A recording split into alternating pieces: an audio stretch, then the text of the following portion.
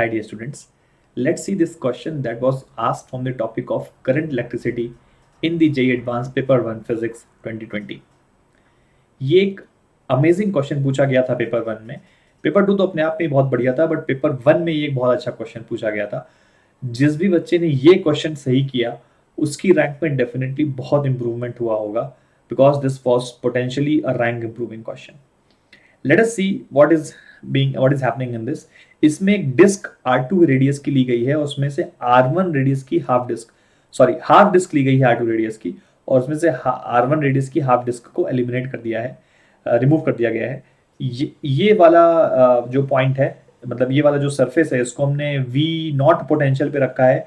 अगर इसको 0 पे मान ले तो दैट मीन्स इसके अक्रॉस हमने एक V0 की बैटरी लगा दी है, और इस डिस्क की जो थिकनेस है, जो कि स्क्रीन प्लेन के अंदर गई होगी, मतलब स्क्रीन प्लेन के अंदर एक थिकनेस अपन एज्यूम कर रहे हैं T, बहुत छोटी सी थिकनेस वो है।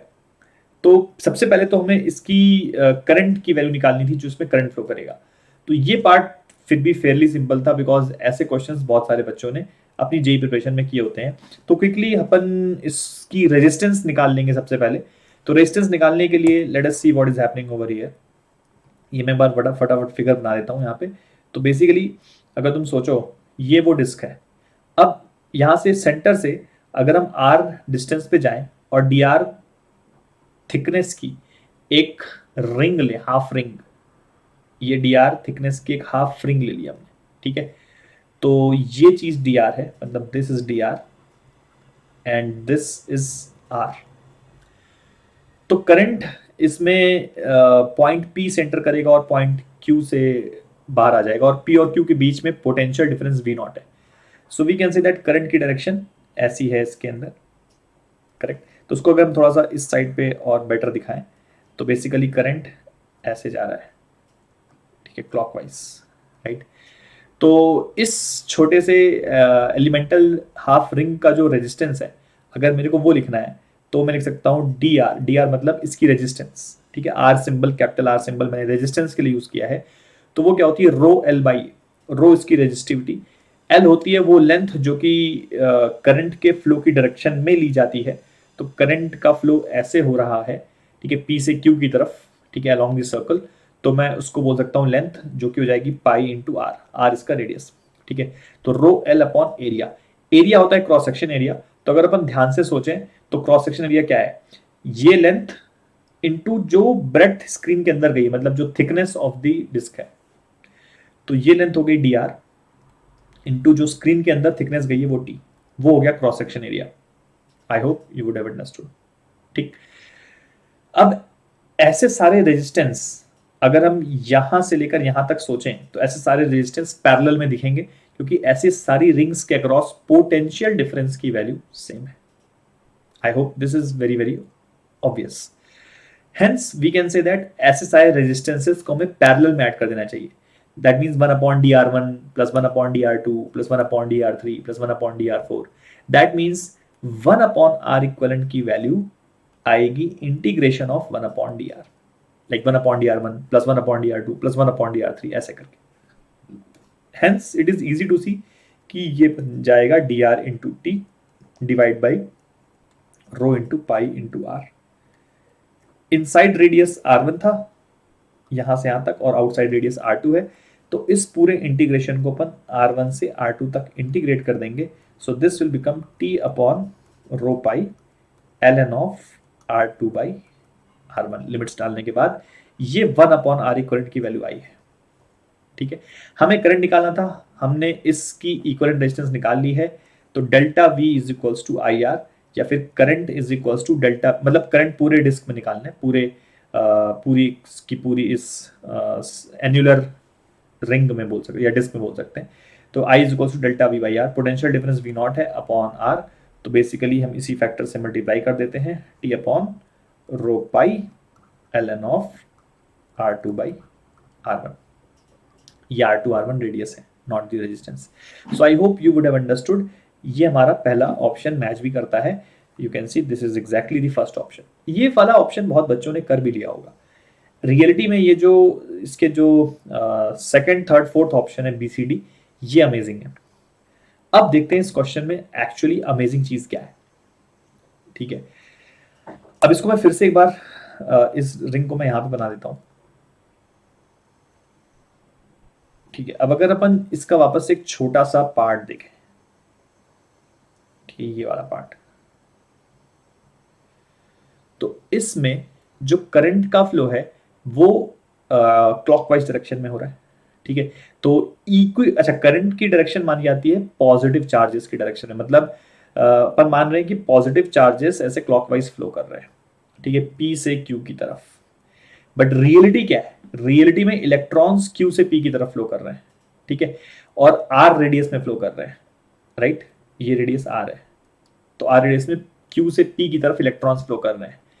अब ये कैसा पाथ है, सर्कुलर।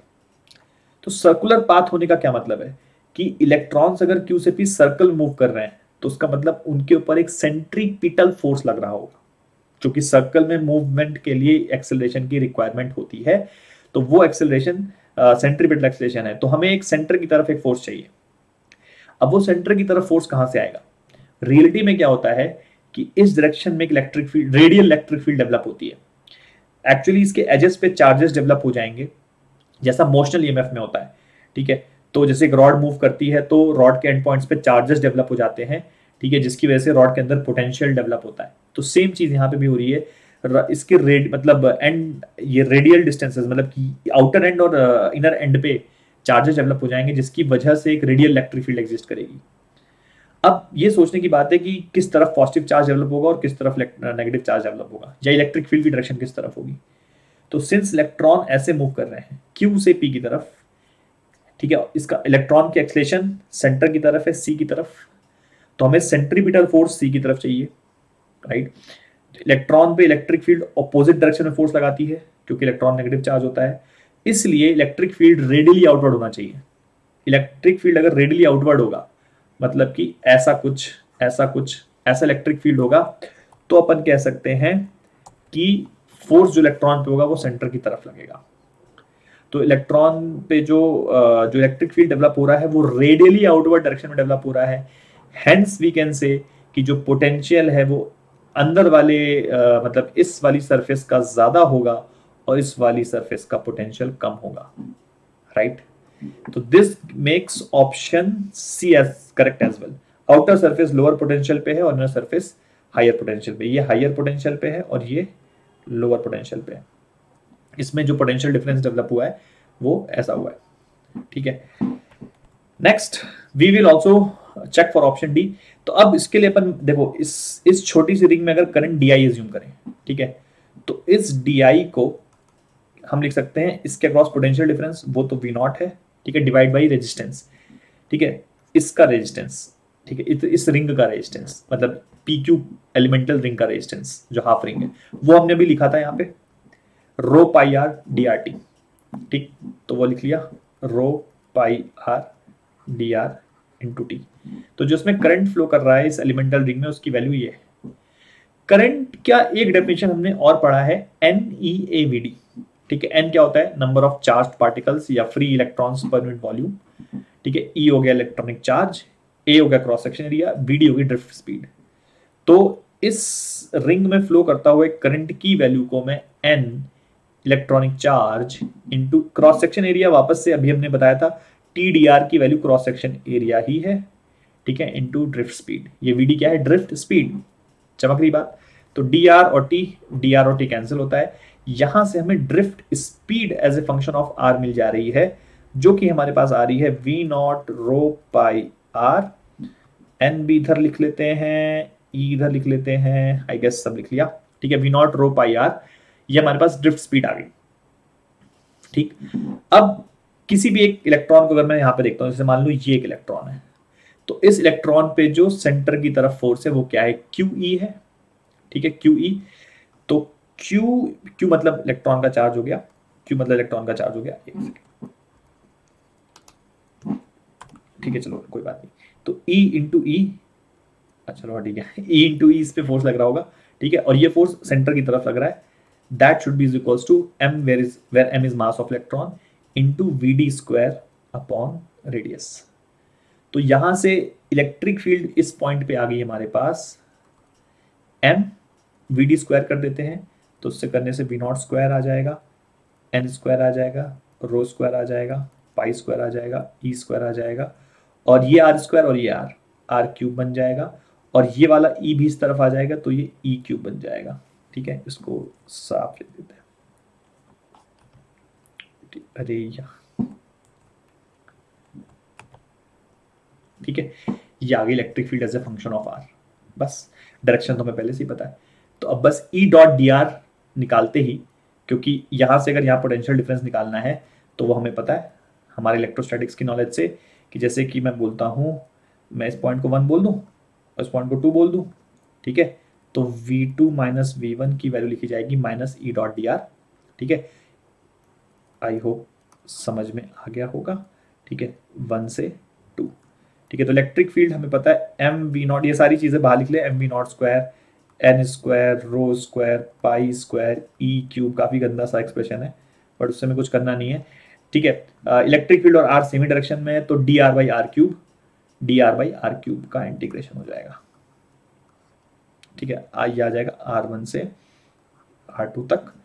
तो इस पूरी चीज को मैं थोड़ी देर के लिए, इस पूरे मसाले को मैं, मतलब इसको मैं लैम्डा बोल देता हूँ। ठीक है, और ये V naught square potential difference ऐसे रहने देता हूँ। ठीक है, क्योंकि हमें पोटेंशियल डिफरेंस से ही काम आएगा, हमारा क्वेश्चन पोटेंशियल डिफरेंस से सॉल्व होगा, तो इसलिए मैंने इसको अलग से ट्रीट किया है। बाकी सब कांस्टेंट को मैंने लैम्डा बोल दिया है। D R by R cube की वैल्यू हम बोल सकते हैं क्या, आई इंटीग्रेट होके आर की पावर -2 बाई -2 है ना, तो 1/r स्क्वायर। ठीक है, प्लस बन जाएगा। ठीक है, तो ये आ जाएगा, इसमें लिमिट डालेंगे अपन R1 से R2। ठीक है, कैपिटल R1 से कैपिटल R2।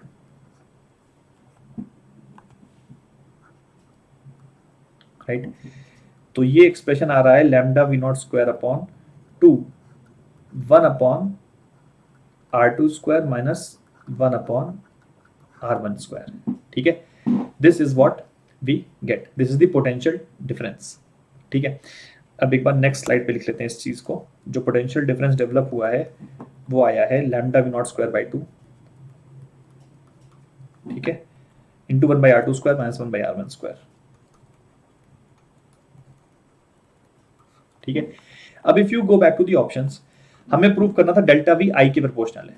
तुम यहां से देखो कि वी नॉट करंट के प्रोपोर्शनल है ना, वी नॉट करंट के प्रोपोर्शनल दिख रहा है, और वी डेल्टा वी नॉट के प्रोपोर्शनल, वी नॉट स्क्वायर के प्रोपोर्शनल आ गया।